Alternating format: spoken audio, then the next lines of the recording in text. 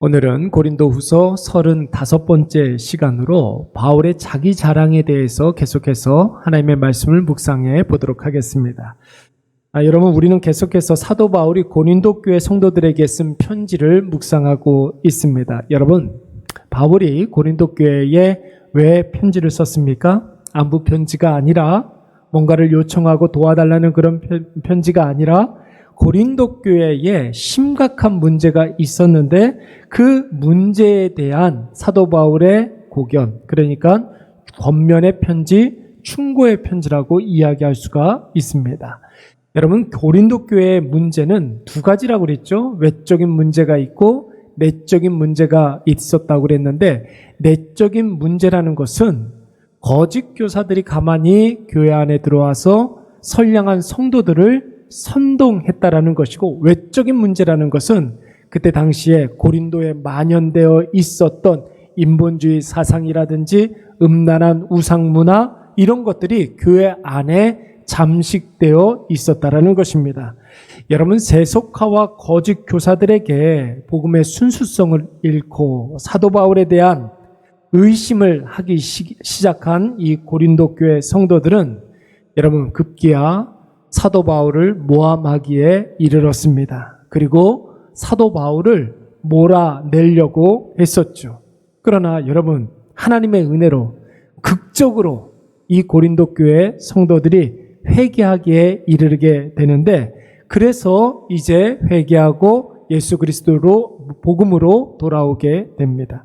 근데 여러분, 회개하고 돌아왔다라는 것만으로 우리의 모든 문제가 해결된 것은 아니지요. 이제 회개한 사람들은 어떻게 해야 되겠습니까? 자신들 안에 있는 모든 문제들을 이제는 다 제거하고 끊어내는 것이 중요합니다.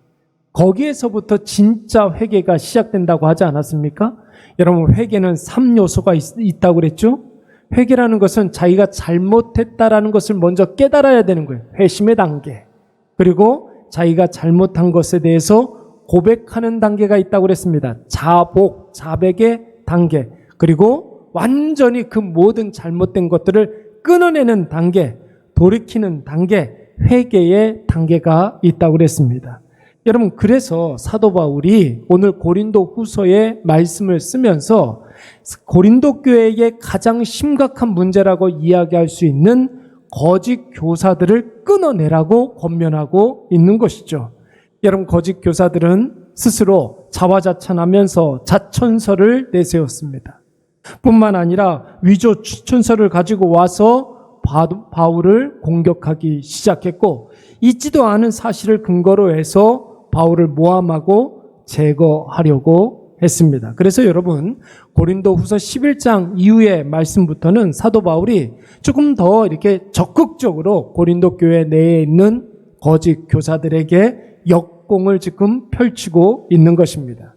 특별히 거짓 교사들이 이 성도들을 선동할 때 사용한 방법이, 사도 바울도 거짓 교사들의 방법을 가지고서 사도 바울도 이제 거짓 교사들의 허구성을 밝혀내기 위한 어떤 하나의 방법으로 사용하기 시작했습니다. 여러분, 그것이 무엇이었습니까? 거짓 교사들은 자기 자신을 계속해서 드러내면서 자기 주장을 정당화하려고 했죠. 여러분, 그래서 사도 바울도 그 거짓 교사들이 쓰는 방식대로 자기 안에 있는 자랑할 만한 것들을 자랑하면서 이야기하면서 끄집어내면서 고린도 교회 성도들을 설득하기 시작했던 것입니다. 여러분, 그리스도인들은 어떤 사람들입니까? 자기 자신을 드러내는 자들이 아니라 누구를 드러내는 사람들이에요? 내 안에 있는 예수 그리스도를 드러내는 사람들이라는 거예요. 근데 여러분, 자기 자신을 높이고 자기를 드러내고 자기 생각을 앞세우는 사람들은, 여러분, 우리는 그런 사람들을 신앙생활을 하는 사람들이라고 이야기하지 않습니다. 인본주의자들, 세속주의자들, 세상 사람들이라고 이야기하는 것이죠. 그가 아무리 그의 입으로 신앙을 이야기한다 할지라도 자기 자신을 끊임없이 드러내고 자기의 모든 것들을 뭐라고 그럴까요? 자기를 높이고 하나님을, 그의 인생 가운데, 그의 말 가운데 하나님을 찾아볼 수 없다면, 여러분, 그 사람은 세속주의자라고 이야기할 수가 있는 거예요. 그런 자들은 자기 꾀에 결국은 자기가 걸려들게 되는 것이죠. 그의 인생의 후반부로 가면 갈수록 후회와 한탄으로 점철된 인생을 살 수밖에 없습니다. 그러나 여러분, 그리스도인들은 그리스도의 길 위에서, 예수 그리스도께서 길이요 진리요 생명이라고 하지 않았습니까? 예수 그리스도의 길 위에서 예수 그리스도의 가르침대로 살아가는 자들이기 때문에 그의 인생 가운데는 언제나 예수 그리스도가 향기처럼 드러나야 될 줄로 믿습니다. 그가 하는 모든 일들은 예수님께서 인도하신 그곳에서 예수 그리스도께서 하신 그 일을, 예수 그리스도께서 이곳에 계셨다면 하셨을 그 일들을 그리스도인들이 감당하는 거예요. 고린도 교회 내에 있는 거짓 교사들의 허구성을 이제 사도 바울이 무력화시키기 위해서 사도 바울도 부득이하게 자기 자랑을 하겠다고 했습니다. 그런데 여러분, 사도 바울이 고린도 교회 성도들에게 했던 그 자기 자랑은 절대로 인본주의자들, 세속주의자들, 거짓 교사들이 할 수 없는 자랑이었어요. 여러분, 그 자랑이 무엇이었습니까? 우리가 지난주에도 살펴보았지만 사도 바울은 자랑을 하되 주를 위하여 자기가 고난을 받았던 것에 대해서 자랑을 했다라는 거예요. 두 번째는 무엇입니까? 주님의 몸된 교회를 걱정하고 염려하는 것에 대해서 자랑을 했다는 거예요. 그리고 사도 바울은 자신의 약함을 자랑한다고 했습니다. 여러분, 지난 시간에 우리가 주를 위해서 당했던, 사도 바울이 당했던 고난에 대해서, 그 고난을 자랑하는 것에 대해서 우리가 묵상했었습니다. 여러분, 이것은 앞서도 말씀을 드렸지만 거짓 교사들은 절대로 자랑할 수 없는 것들이었어요. 왜 그렇습니까? 그들은 늘 자기중심적인 사람들이었기 때문에 자기 안락과 자기 유익만을 쫓아 사는 사람들이었어요. 그러니까 여러분, 자기가 안락하게 누릴 수 있는 곳, 자기의 유익이 있는 곳으로만 쫓아다녔기 때문에 그들의 삶에는 고난이 있을 수가 없었다라는 것이죠. 그러니까 바울이 당한 이런 고난 같은 것은 그들의 인생에 전혀 경험할 수가 없었던 것입니다. 여러분, 신앙생활을 하는 데 있어서 주를 위해서 고난당하는 것이 전혀 없었다.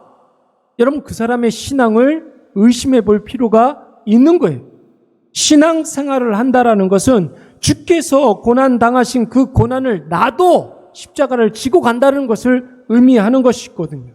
여러분, 예수님을 위한 사도는 당연히 예수님께서 고난을 당하셨기 때문에 자신도 고난을 당할 수밖에 없습니다. 왜냐하면 사도는 예수님께서 부르신 자들 아니에요. 왜 부르셨습니까? 예수 그리스도께서 하신 그 일들을 감당케 하시려고 하나님께서 특별히 부르신 자들이에요. 그리고 예수 그리스도께서 보내신 자들입니다. 어디에 보내셨습니까? 예수 그리스도가 계셨다라면 하셨을 그 일들을 위해서 그들을 보내주신 것이죠. 여러분, 그래서 신앙생활을 하는 데 있어서 주를 위해서 고난당하는 것은 여러분 어찌 보면 당연한 일입니다. 그 고난을, 예수님을 위해서 당했던 그 고난을 자랑 삼으시는 저와 여러분이 되시기를 간절히 축원합니다. 사도 바울이 두 번째로 자랑했던 것이 뭐였다고요? 교회를 자랑하는 것이었습니다. 여러분, 우리 고린도 후서 11장 28절 말씀 한번 다 같이 한번 읽어볼까요? 시작. 이 외에 일은 고사하고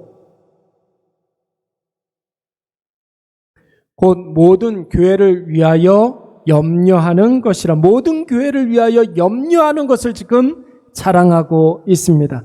여러분, 고린도 교회는 누가 세운 교회예요? 사도 바울이 개척한 교회였습니다. 그런데 그 고린도 교회에 문제가 생겼어요. 여러분, 바울의 마음이 어땠을 것 같습니까? 자기가 떠난 교회라고 해서 고린도 교회의 문제들은 고린도 교회 사람들이 해결해야 된다, 이렇게 생각하지 않았습니다. 고린도 교회의 문제를 마치 사도 바울 자신의 문제인 것처럼 여겼다는 것이죠. 왜 그렇습니까? 고린도 교회가 자신이 개척한 교회이기도 하지만 교회에 문제가 생기고 교회가 병들어가고 있다는 것은 고린도 지역의 복음화에 지대한 영향을 미치기 때문에 그런 것이죠. 더 나아가서는 여러분, 교회가 공격받을 만한 빌미를 제공하기 때문에 고린도 교회에 문제가 생겼을 때 사도 바울은 정말로 가슴 아픔을 부여잡고 편지를 쓸 수밖에 없었던 것입니다. 그래서 바울은 고린도 교회를 생각할 때마다 마음에 아파하는 마음이 있었고, 애달픈 마음이 있었고, 안타까운 마음이 있었던 것이죠. 그러나 여러분, 고린도 교회 내에 있었던 거짓 교사들은 여러분 어떤 사람들이었습니까? 그들에게는 자기가 누리는 안락과 유익이 더 중요하기 때문에 교회가 어떻게 되든지 이거는 상관이 없어요. 교회 내에 거짓 교사들은 자기의 유익이 더 중요했습니다. 그래서 교회를, 성도를 이용한 사람들이에요. 그러니까 여러분, 교회에 대한 염려가 있을 수 없죠. 그런 사람들은 교회에 대해서 염려하거나 걱정하는 일들이 없습니다. 교회를 이용하는 사람들이기 때문에 교회가 허물어지느냐, 교회가 힘들어지느냐, 이런 것은 전혀 안중에도 없었던 것입니다. 그래서 사도 바울이 그런 거짓 교사들의 자기 유익만을 구하는 모습들을 질타하면서 나는 무엇을 자랑한다? 교회를 염려하고 교회를 사랑하는 것을 자랑한다라고 자신 있게 그렇게 이야기하고 있는 것입니다. 세 번째로 사도 바울이 자랑하고 있는 것은 무엇입니까? 자신의 연약함을, 자신의 약함을 지금 자랑하고 있습니다. 여러분, 왜 우리의 약함이 자랑거리가 됩니까? 내가 약함을 느끼면 느낄수록 누구한테 나아갑니까? 그냥 하나님이 아니라 전능하신 하나님께 나아가잖아요. 나는 약하지만 하나님은 전능하시기 때문에. 그러니까 여러분, 우리의 약함이 우리에게 복이 되는 줄로 믿습니다. 내가 뭔가가 부족하면 누구한테 나아갑니까? 누구한테 나아가요? 하나님께 나아가는 거예요. 우리의 부족을 채워줄 이 세상에 그 어떤 누구도 없습니다. 그런데 하나님께서는 모든 것에 풍성하시고 모든 것의 주인이 되어 주시기 때문에 하나님께 우리의 결핍과 부족을 가지고 나아가면 하나님께서 채워주시는 줄로 믿습니다. 우리가 상상한 것보다도 더 큰 것으로 채워주시는 분이 하나님이세요. 여러분, 우리가 죄를 지으면 누구한테 나아가야 됩니까? 어디로 가야 됩니까? 김포 성당에 가가지고 사자한테 가가지고 제가 이런 죄를 지었습니다. 그걸 뭐라 그러죠? 고해성사. 고해성사 하면 우리의 죄가 다 사해집니까? 아니에요, 여러분. 우리가 죄를 지었으면 사람에게 가지고 나아가는 것이 아니라 그 죄를 용서해 줄 수 있는 권한이 있는 분에게 나아가야 되겠죠. 그분이 바로 하나님이십니다. 하나님께 나아가면 우리의 모든 죄가 다 사해지고 깨끗해질 줄로 믿습니다. 그러니까 여러분, 내가 약한 것을 인정하고 자랑하면 거기에서부터 바로 복이 시작되는 것입니다. 나를 통해서 일어나는 모든 일들은 여러분, 나는 연약하지만 하나님께서 우리를 사용할 수 있잖아요. 그렇죠? 연약한 우리를 사용할 수 있잖아요.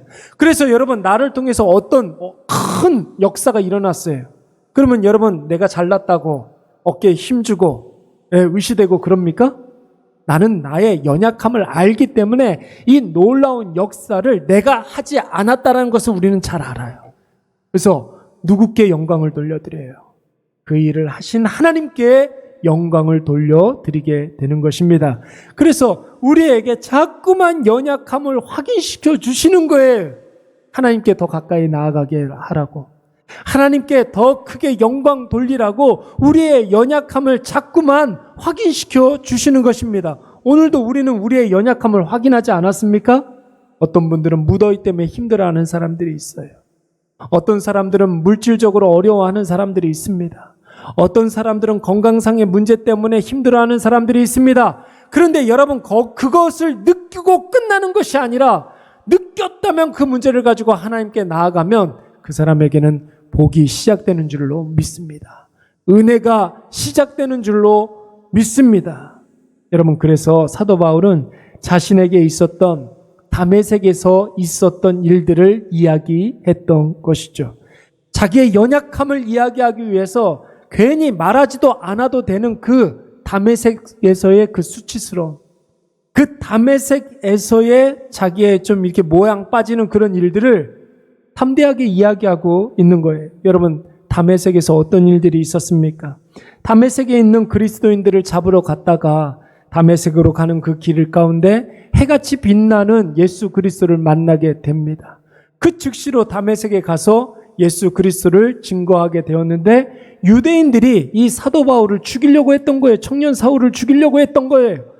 그래서 여러분, 다메섹에 살고 있었던 그리스도인들이 조그만 개구멍에 사도 바울을 바구니에 담아가지고 조용히 구출을 했던 것이죠. 여러분, 이때까지만 하더라도 사도 바울에게 있어서는 그것이 얼마나 큰 수치스러운 일인지 몰라요. 자기 잘난 맛에 살던 사람 아니었습니까? 똑똑하기는 둘째각이라면 서러울 사람이었습니다. 그가 가지고 있었던 권한은 사람을 죽일 수 있는 권한이었습니다. 정말로 유대교의 차세대 지도자로서 손색이 없는 그런 사람이었습니다. 그런데 그런 그가 목숨을 연명하기 위해서 개구멍으로 탈출을 하게 되었던 것이죠. 여러분, 이거를 사도 바울이 굳이 구태여 이야기하지 않아도 되는 일들이에요. 근데 여러분, 자기의 약함을 자랑스럽게 이야기하는 이유가 무엇입니까? 나의 연약함을 이야기하면 이야기할수록 크신 하나님께서 영광 받으시기 때문에 그런 거예요.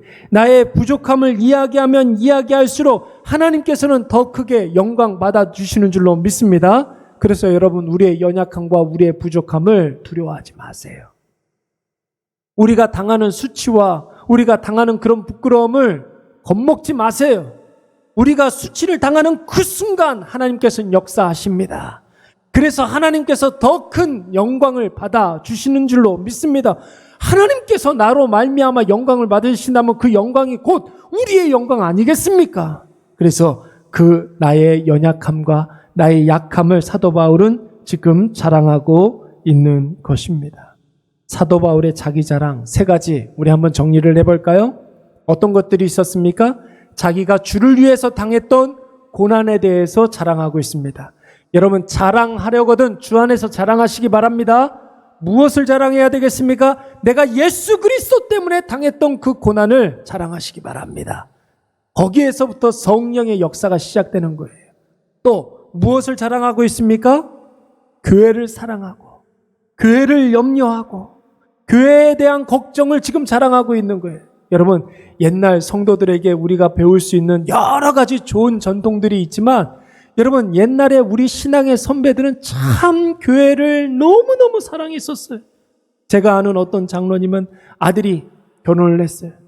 3개월 만에 모든 신접살리가, 이번에도 큰 비가 왔었잖아요. 게릴라성 폭우라고 그랬는데 그 폭우로 인해서 다 잠겼어요. 와보더라고요. 갔더니 모든 게 다 끝났어요. 그리고 전혀 손을 안 쓰고 교회로 달려갔어요. 교회가 가장 중요했었던 거예요. 네, 제 얘기하는 겁니다, 지금. 교회가 먼저였어요. 교회가 먼저였어요. 그렇죠? 우리의 신앙의 선배들은 늘 하나님 중심이었고 그 다음이 교회 중심이었어요. 교회 중심이었어요. 말씀 중심이었지만 교회 중심이었어요. 그래서 늘 교회를 걱정하고 늘 교회를 위해서 기도하고 신앙에 굉장히 훌륭한 그런 부분들은 우리가 닮아야 할 줄로 믿습니다. 3번째는 무엇을 자랑했습니까? 자신의 연약함을 자랑했다라는 것입니다. 여러분, 이 3가지는 고린도 교회 내에 있었던 거짓 교사들은 절대로 자랑할 수가 없는 것들이었어요. 왜 그렇습니까? 아까 전에도 말씀을 드렸지만 그들은 자기 중심적이었기 때문에 자기의 유익만을 쫓아 살아가는 사람들이었어요. 그러니까 이런 고난을, 이런 걱정을, 이런 연약함을 느낄 수가 없는 자들이죠. 그러니까 이런 것들을 흉내낼 수가 없는 거예요. 고난을 당할 이유도 없거니와 교회가 어떻게 되든 말든 상관도 없었고 더욱이 끊임없이 자기 자신을 드러내는 사람들이었기 때문에 그렇습니다. 그리고 오늘 본문의 말씀을 이렇게 보시면은 사도 바울이 또 부득이하게 한 가지를 더 자랑하고 있습니다. 우리 1절 말씀 한번 읽어볼까요? 다 같이 시작. 무익하나마 내가 부득불 자랑하노니 주의 환상과 계시를 말하리라 그랬어요. 주의 환상과 계시. 여러분, 환상이라는 말은 뭔가를 이렇게 보는 거예요. 뭔가 이렇게 눈앞에 벌어지는 것을 육신의 눈으로 보는 것을 환상이라고 이야기합니다. 육체의 눈으로 보는 것, 어떤 특별한 현상이라든지 하나의 사건, 그걸 우리가 볼 수 있잖아요. 나타나는 형상, 이런 것들을 우리가 보는 것, 이거를 우리는 환상이라고 이야기하는 거예요. 근데 여러분, 계시라는 것은 좀 달라요. 가려져 있는 것을 벗겨내서 우리가 보다, 이런 뜻이 있어요. 그러니까 평상시에는 우리가 몰랐던 것들을 깨닫게 될 때 우리는 그때 계시를 받았다, 우리 이렇게 이야기하는 거예요. 깨닫지 못했던 하나님의 말씀을 우리가 깨닫게 되었을 때 계시를 받았다, 우리 이렇게 이야기하는 거예요. 하나님의 말씀이 특별 계시라고 이야기하니까요. 설교를 통해서 깨닫게 되고 알게 되는 것, 여러분, 이것을 우리는 계시라고 이야기하는 것입니다. 그래서 여러분, 환상은 눈으로 보는 것이지만 계시는 육신의 눈이 아니어도 우리가 깨달아질 수가 있는 것이죠. 그런데 여러분, 여기서 중요한 것은 사도 바울이 봤던 환상과 계시는 원래 누가 보셨던 겁니까? 주의 환상과 계시라고 그랬어요. 사도 바울만 보는 것이 아니라, 사도 바울만 깨달은 것이 아니라 원래는 누가 봤던 거예요? 주님이, 예수님이 봤던 그것을 사도 바울에게 보여주신 거예요. 예수 그리스도께서 깨닫게 된 그것을 사도 바울에게도 깨닫게 해 주신 거예요. 원래는 누가 본 거예요? 예수님이. 원래는 누가 깨달은 거예요? 예수님이. 예수님이 보고 예수님이 깨달은 그것을 오늘 사도 바울에게도 보여주시고 깨닫게 해 주셨다는 것입니다. 여러분, 거짓 교사들은 무엇을 자랑을 했을까요? 사도 바울이 경험했던 주님을 위한 고난이나 교회를 자기 몸처럼 사랑하는 사랑이나 사도 바울이 자랑한 자기 약함을 자랑할 수는 없었지만, 이 거짓 교사들은 자기가 체험했던 것들만 자랑했던 사람입니다. 그게 사실인지 아닌지 검증은 되지 않았어요.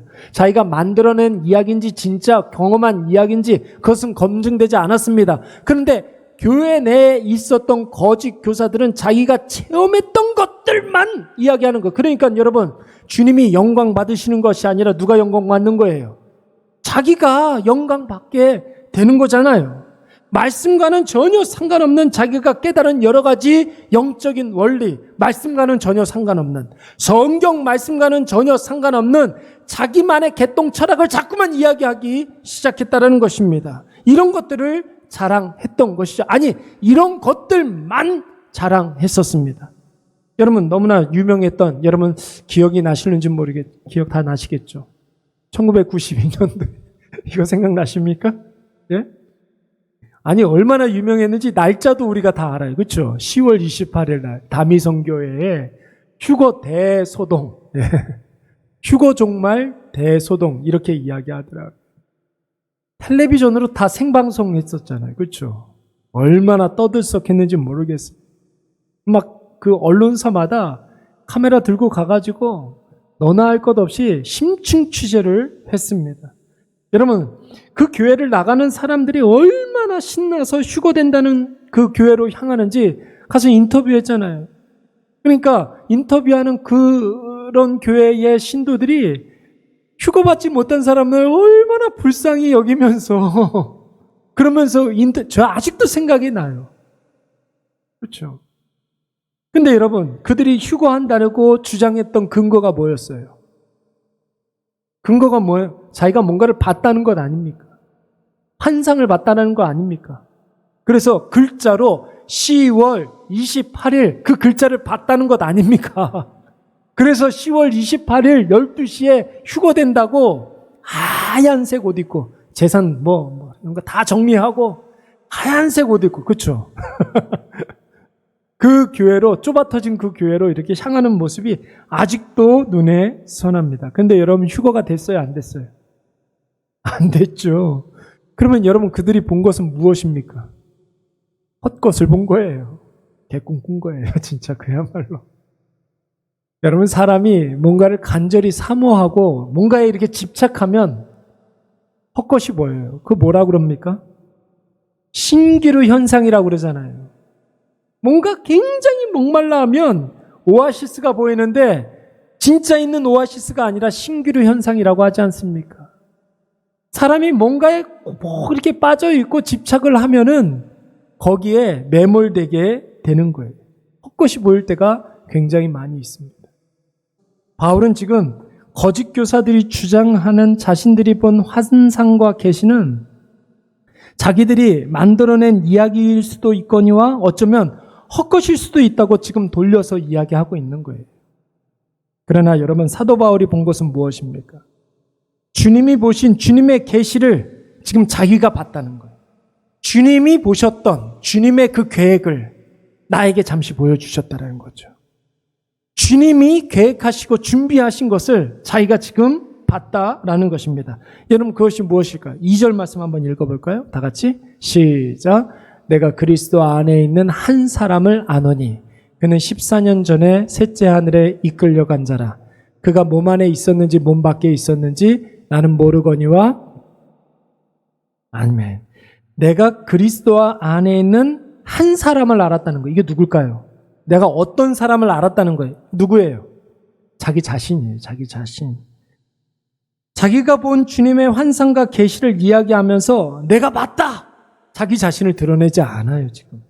마치 다른 사람의 이야기인 것처럼 그것을 객관화시켜서 이야기하고 있는 거예요. 자기 자신을 절대시하지 않는 거예요, 지금. 그리고 여러분, 그 한 사람이 누구 안에 있었다고요? 그리스도 안에 있는 한 사람이라고 그랬어요. 그리스도 안에 있는 한 사람.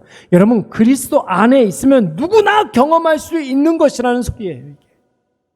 내가 특별하기 때문에 나만 경험했던 것이 아니라 예수 그리스도 안에 있다면 나뿐 아니라 누구나 다 경험할 수 있는 환상과 계시라는 것입니다. 내가 특별해서 본 것이 아니라 누구나 예수 그리스도를 믿고 예수 그리스도와 깊은 교제를 나누고 예수 그리스도 안에 있으면 누구나 볼 수 있는 환상과 계시라는 것입니다. 그런데 여러분, 그는 14년 전에라고 그랬어요. 14년 전에. 여러분, 지금 이 고린도 후서를 쓰는 그 시점에서 14년 전이라고 한다면 언제를 말하는 걸까요? 사도 바울이 그의 고향 다소에서 집거 생활을 하고 있을 때, 두문불출하면서 외부로 나오지 않고 홀로 하나님과 깊은 교제를 나누고 있었을 때를 이야기하는 것입니다. 여러분, 바울이 왜 고향 다소에서 두문불출하며 집거 생활을 했습니까? 다소가 여기거든요. 그의 고향 다소에서 한 발자국도 그의 고향을 떠나지 않습니다. 몇 년 동안? 13년 동안. 여러분, 바울이 다메섹으로 가서 그리스도인들을 잡으려고 갔는데 다메섹으로 가는 그 도상에서 빛 대신 예수 그리스도를 만나고 다메섹에서 전도를 하다가 쫓겨나게 되죠. 그리고 나서 간 곳이 어디냐면은 아라비아라는 곳으로 갑니다. 거기에서 3년 동안 경건의 훈련을 쌓게 됩니다.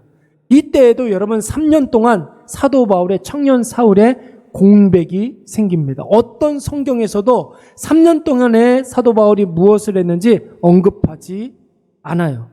3년 동안의 집거 생활이 끝나고 난 다음에 어디로 갔느냐면 이번에는 예루살렘으로 가게 됩니다. 예루살렘에 뭐가 있어요? 예루살렘 교회가 있거든요. 예루살렘 교회에 예수님의 제자들이었던 사도들이 그곳에 있었는데 자기 자신을 보이고 검증받기 위해서 예루살렘 교회로 가게 됩니다. 그때 모든 사람들이 이 청년 사울을 두려워했는데 딱 한 사람만 그를 도와줬죠. 그게 바로 바나바였습니다. 바나바의 도움으로 정식으로 예루살렘 교회에 교인 등록을 하게 되는 거예요.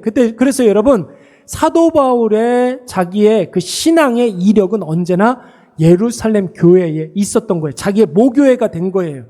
안디옥 교회에 이렇게 가서도 거기 가가지고 파견되어가지고 거기에서 선교사 생활을 했다 할지라도 이 예루살렘 교회에 와가지고 항상 선교 보고를 했었습니다. 자기의 모교회였기 때문에 그렇습니다. 그리고 정식으로 교인의 인정을 받고 난 다음에 예루살렘에서도 복음을 증거하다가 이번에도 유대교인들이 이 바울을 죽이려고 하니까 사도들이 이렇게 해서는 안 되겠다. 언제 어떻게 이 사도 바울이 죽을 수가 있으니까 잠깐 다소로 그의 고향으로 피신을 가게 하자 해서 거의 반강제적으로 사도 바울을 데리고서 다소로 데려다 주게 됩니다. 여기서 잠깐 있으라고.